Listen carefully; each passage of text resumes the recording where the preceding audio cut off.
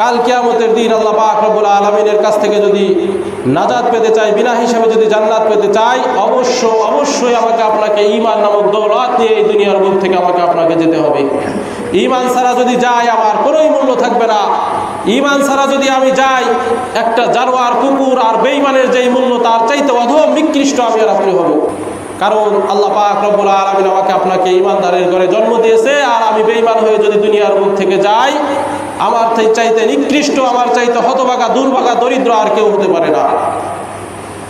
হযরত আনাস রাদিয়াল্লাহু তাআলা আনহু রাসূল পাক সাল্লাল্লাহু আলাইহি ওয়াসাল্লাম থেকে হাদিস বর্ণনা করেন, সালাতুম মান কুন্না ফীহি ওয়াজাদা বিহিন্না হালাওয়াতাল ঈমান।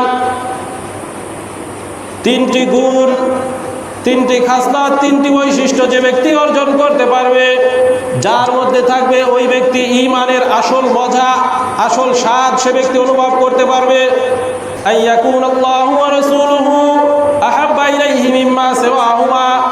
আল্লাহ এবং আল্লাহ রাসূল ওই ব্যক্তির কাছে সবচাইতে প্রিয় থাকবে। দুনিয়ার বুকে অন্য যা কিছু আছে, এ দুনিয়ার যা কিছু আছে সব কিছুর চাইতে একমাত্র আল্লাহ পাক রব্বুল আলামিন এবং রাসূল পাক সাল্লাল্লাহু আলাইহি ওয়াসাল্লামের ভালোবাসা তার অন্তরের মধ্যে থাকবে। এক নম্বর বৈশিষ্ট্য, এক নম্বর গুণ।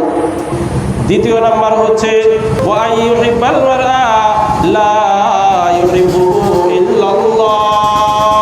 দুনিয়ার বুকে কোনো ব্যক্তি অপর ব্যক্তিকে ভালোবাসবে একমাত্র আল্লাহ পাক রব্বুল আলামিনের জন্য।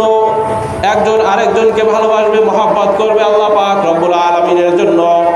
আবার শত্রুতা পোষণ করবে কারোর সাথে, কাউকে ঘৃণা করবে তো আল্লাহ রাব্বুল আলামিনের জন্যই ঘৃণা করবে, কাউকে ভালোবাসবে এটাও আল্লাহ রাব্বুল আলামিনের জন্য করবে। তৃতীয় নাম্বার হচ্ছে ওয়া আইয়াকরাহা আইয়াউদা ফিল কুফরি বাদা ইয আনকারাল্লাহু মিনহু।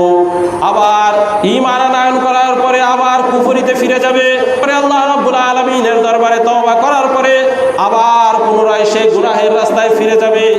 এই জিনিসটাকে যে ব্যক্তি অপছন্দ করবে, তওবা করে একবার গুনাহ ছেড়ে দিয়ে আবার আল্লাহ রাব্বুল আলামিনের রাস্তায় ফিরে আসছে, তওবা করে ভালো হয়ে গেছে, আর জীবনে কোনোদিন গুনাহ করব না, যা করেছি পিছনে আর কোনোদিন করব না, সে তওবা করে আল্লাহ রাব্বুল আলামিনের রাস্তায় ফিরে এসেছে। এখন আবার শয়তানি ধোঁকা দেয় আবার ওই রাস্তায় ফিরে যাওয়ার জন্য, কিন্তু সে এটা অন্তরে পছন্দ করে, সে এটা ফিরে যেতে চায় না।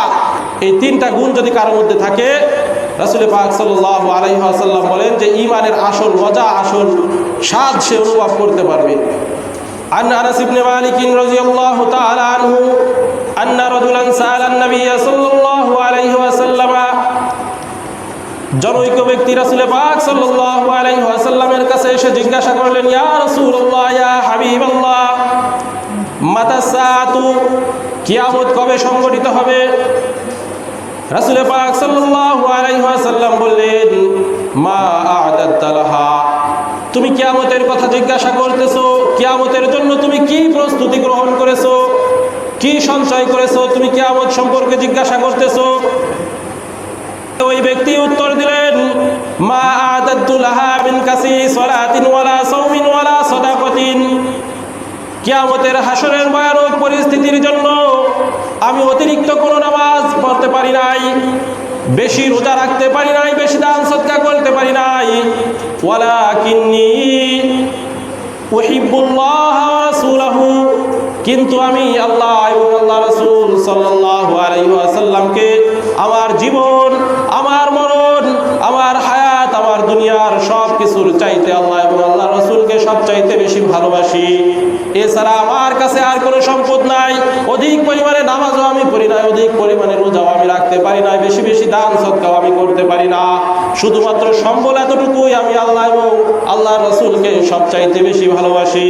রাসূল পাক সাল্লাল্লাহু আলাইহি ওয়াসাল্লাম উত্তরে বললেন, আনতা মা মান আহাব্বা। কাল কিয়ামতের দিন তুমি ওই ব্যক্তির সাথেই উঠবা যে ব্যক্তির সাথে তোমার মহব্বত থাকবে, যে ব্যক্তিকে তুমি ভালোবাসবা। দুনিয়ার বুকে যার ভালোবাসা তোমার অন্তরের মধ্যে থাকবে, কাল কিয়ামতের দিন তুমি ওই ব্যক্তির সাথে উঠবা, তোমার হাসর নাসর ওই ব্যক্তির সাথেই হবে।